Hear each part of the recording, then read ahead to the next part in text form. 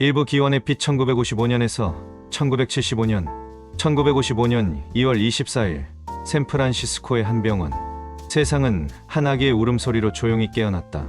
스티브 잡스. 그는 태어나자마자 세상에 속하지 않는 운명을 짊어진 듯했다. 그의 생모 조한 시블리는 어린 아기를 키울 준비가 되어 있지 않았고 생부 아브둘 파르드 잡스 역시 그를 받아들일 수 없었다. 그래서 스티브는 양부모 폴과 클라라 잡스 부부에게 입양되었다. 폴 잡스는 정직하고 근면한 기계공이었고 클라라 잡스는 따뜻하고 인내심이 강한 여성이었다. 이들은 스티브에게 사랑과 안정감을 제공했지만 그가 느낀 내적 불안과 다름의 감각을 완전히 지울 수는 없었다. 소년 시절의 스티브는 겉보기에는 반항적이었지만 그의 내면에는 예리한 관찰력과 끊임없는 호기심이 자리 잡고 있었다. 그는 학교에서 정규 수업보다 질문하고 탐구하는 것을 즐겼다. 규칙을 따르는 것은 그에게 답답한 굴레처럼 느껴졌고 자신만의 방식으로 세상을 이해하고 싶어 했다. 폴 잡스의 차고는 그의 첫 실험실이었다. 오래된 라디오, TV, 전자 부품들이 그의 손에 의해 분해되고 재조립되며 어린 스티브는 기계가 단순한 도구가 아니라 창조의 연장이 될 수 있다는 사실을 배웠다. 1960년대 말 캘리포니아는 기술과 반문화가 뒤섞인 혼란의 시대였다. 히피 문화, 사이키델릭 음악, 새로운 철학 사상들이 청년들의 사고방식을 흔들었다.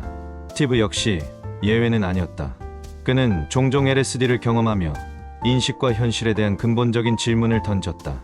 인간의 삶, 창조, 완벽함이란 무엇인가? 라는 질문은 그에게 단순한 호기심이 아니라 삶의 목표가 되었다. 이러한 탐구는 후에 그가 추구할 디자인과 기술 철학의 근간이 되었다.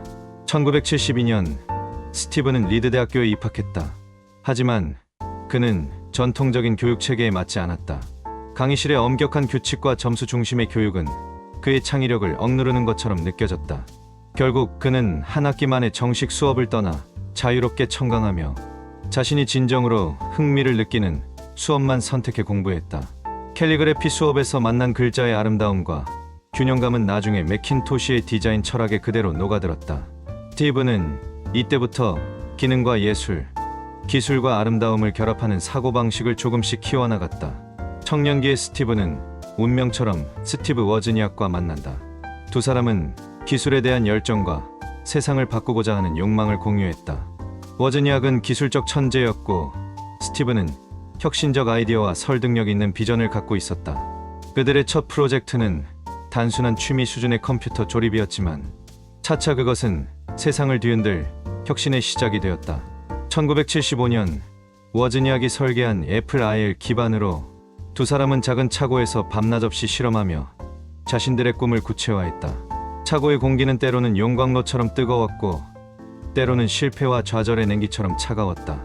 스티브 잡스는 이 시기 내적 갈등이 심했다. 그는 완벽을 추구했고 세상이 보여주는 것에 쉽게 만족하지 못했다. 동시에 사람들과의 관계에서 종종 충돌하며 자신만의 기준으로 세상을 판단하려 했다. 그러나 그는 이를 통해 자신의 신념과 기준을 명확히 다져나갔다. 그의 청년기는 혼돈과 방황, 실패와 희망이 뒤섞인 시기였지만 바로 이 시간들이 후일 애플을 혁신으로 이끄는 원동력이 되었다. 1975년 말 실리콘밸리의 작은 커뮤니티에서 시작된 스티브의 여정은 이제 막 세상을 바꾸는 이야기로 확장될 준비를 하고 있었다.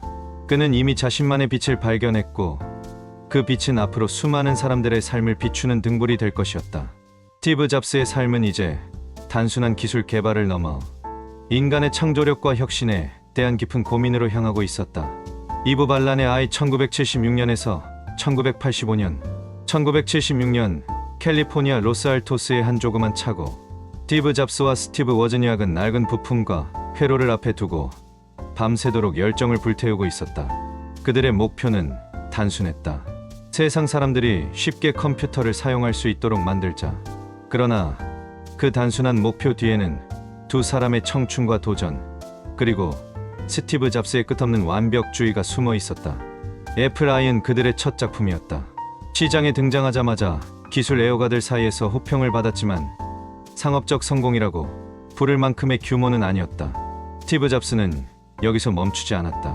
그는 더 혁신적이고 아름다우며 사용하기 쉬운 컴퓨터를 만들겠다는 집념을 품었다.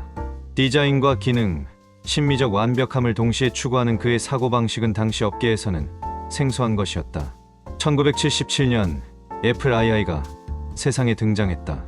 이 컴퓨터는 컬러 그래픽을 지원하며 가정과 학교에서 모두 사용할 수 있는 친화적인 디자인으로 많은 사람들의 눈길을 끌었다. 스티브는 제품의 외형과 포장, 심지어 매뉴얼 한 줄까지도 직접 관여했다. 그는 기술만으로는 세상을 바꿀 수 없으며 경험과 감정, 인간의 감각까지 설계에 포함되어야 한다고 믿었다. 그러나 성공의 이면에는 갈등이 존재했다. 스티브 잡스는 때로 극단적으로 완벽을 요구했고 협업 과정에서 팀원들과 마찰을 빚었다. 직원들은 그가 가진 비전과 열정을 존중하면서도 동시에 그의 성격과 요구가 부담스럽다는 것을 느꼈다. 그는 자신만의 방식으로 세상을 바꾸고자 했지만 그 과정에서 인간적 관계는 종종 희생되었다. 1980년 애플은 나스닥에 상장하며 스티브 잡스를 젊은 억만장자로 만들었다. 그는 세상의 주목을 받았지만 동시에 자신의 한계와 인간관계의 어려움도 뼈저리게 체감했다.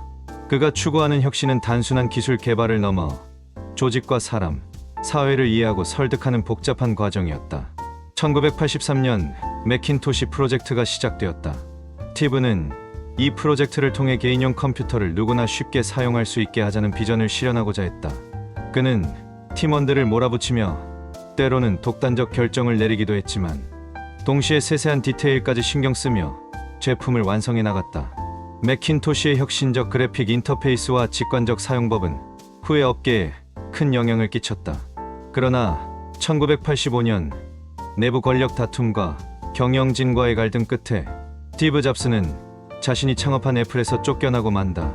세상을 바꾸겠다는 그의 꿈과 열정은 여전히 강렬했지만 현실은 냉혹했다. 이 경험은 그에게 큰 상처를 남겼지만 동시에 새로운 시작을 위한 준비이기도 했다.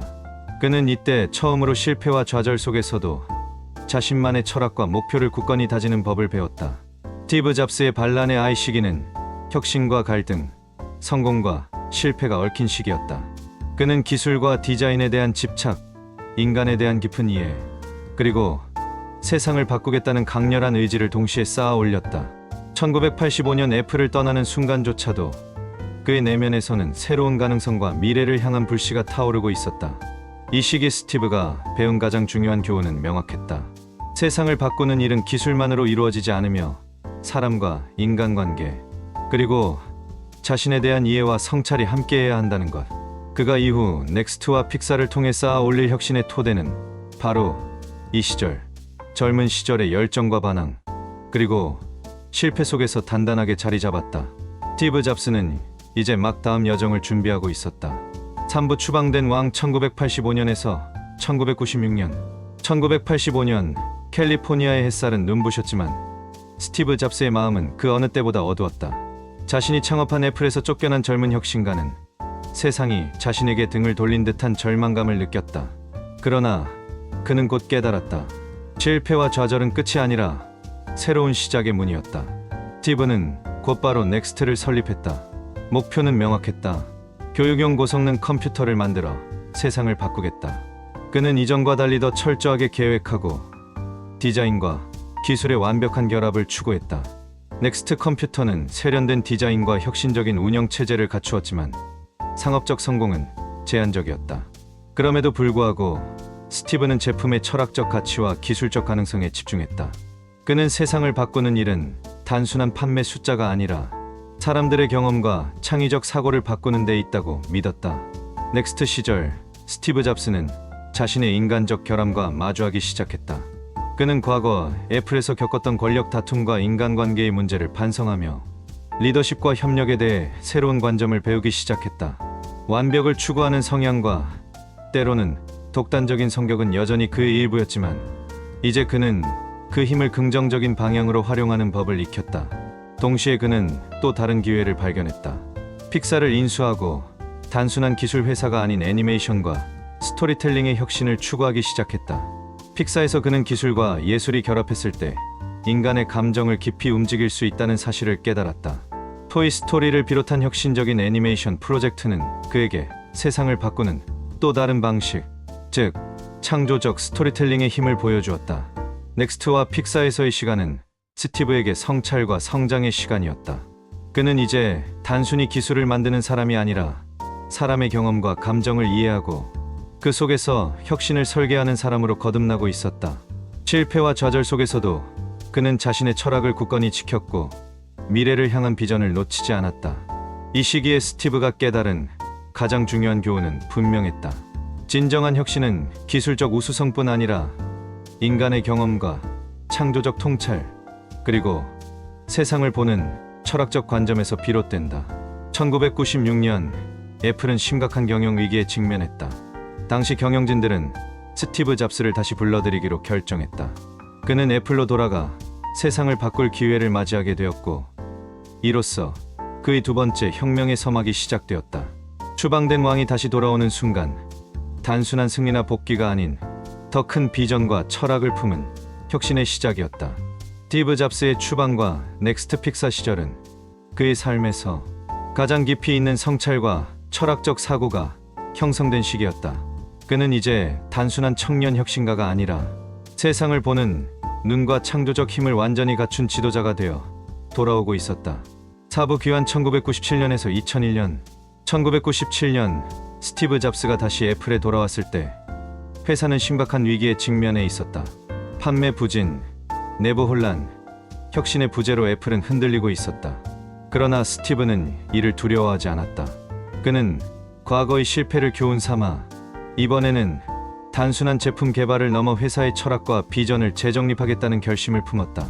복귀 직후 그는 냉철하게 조직을 분석하고 필요 없는 사업을 정리했다.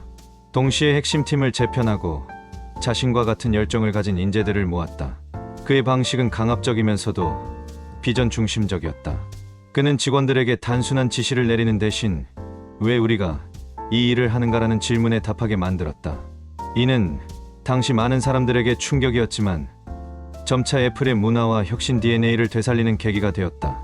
1998년 세상은 iMac G3의 등장으로 놀라움을 금치 못했다.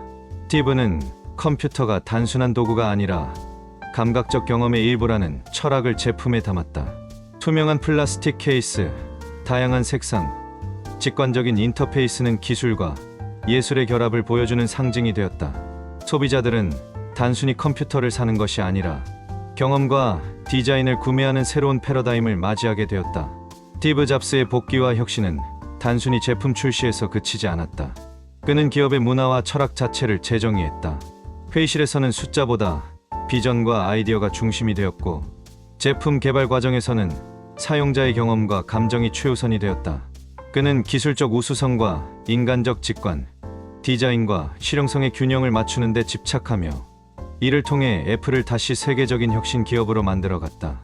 2000년 아이맥과 함께 애플은 흑자 전환에 성공했다.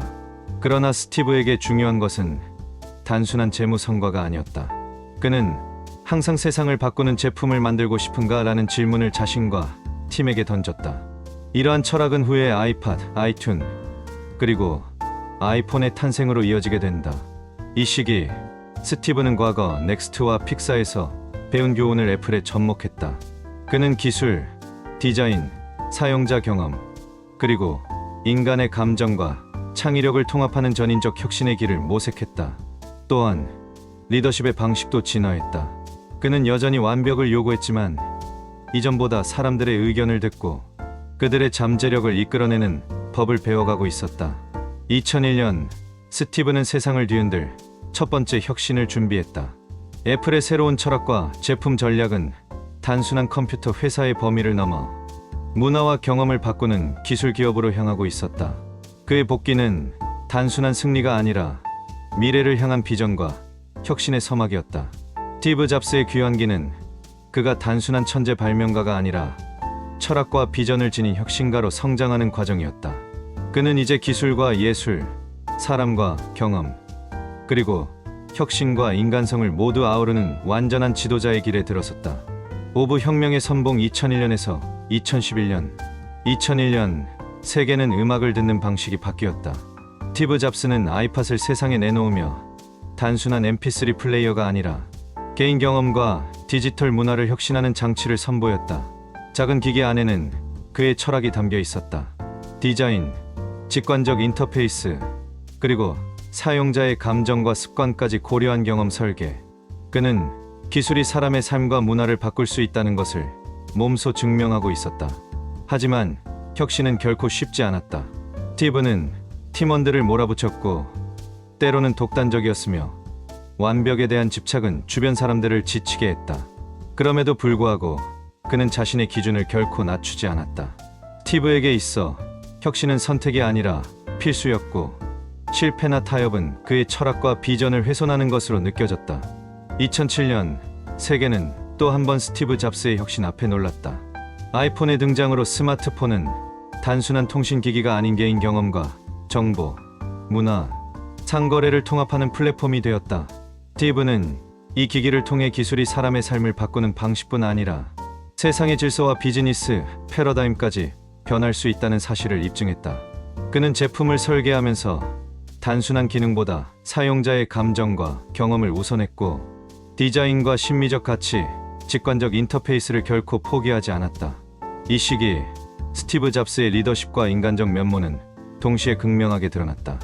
그는 혁신의 아이콘으로 추앙받았지만 인간적인 약점과 완벽주의로 주변과 충돌하기도 했다. 그러나 그의 비전과 철학, 그리고 세상을 바꾸겠다는 집념은 변치 않았다. 그는 단순히 기술을 만드는 사람이 아니라 세상의 문화를 바꾸는 혁명가였다. 2010년 아이패드가 세상에 등장했다. 스티브는 디지털 기기와 인간 경험의 경계를 다시 설계하며 기술과 예술, 감각과 실용성을 하나로 통합했다. 그는 제품 하나하나에 자신의 철학과 삶의 경험을 담았다. 아이패드는 단순한 태블릿이 아니라 창의성과 인간 경험의 확장을 의미했다. 그러나 이 모든 성취에도 불구하고 스티브는 투병과 인간적 고뇌와 마주해야 했다. 2004년 그는 췌장암 진단을 받았다. 혁명가이자 지도자로서의 삶과 인간으로서의 삶, 성공과 고통이 동시에 그의 삶을 흔들었다. 그는 고통 속에서도 혁신을 멈추지 않았고 세상에 자신의 비전을 전하며 마지막까지 집념을 이어갔다. 2011년 10월 5일 스티브 잡스는 세상을 떠났다. 그러나 그의 영향력은 죽음 이후에도 살아있었다. 그는 기술, 디자인, 경험, 그리고 인간성을 통합한 완전한 혁신의 철학을 남겼다. 그의 비전은 단순히 제품을 넘어 전 세계 사람들의 삶과 문화, 사고방식에 깊이 각인되었다.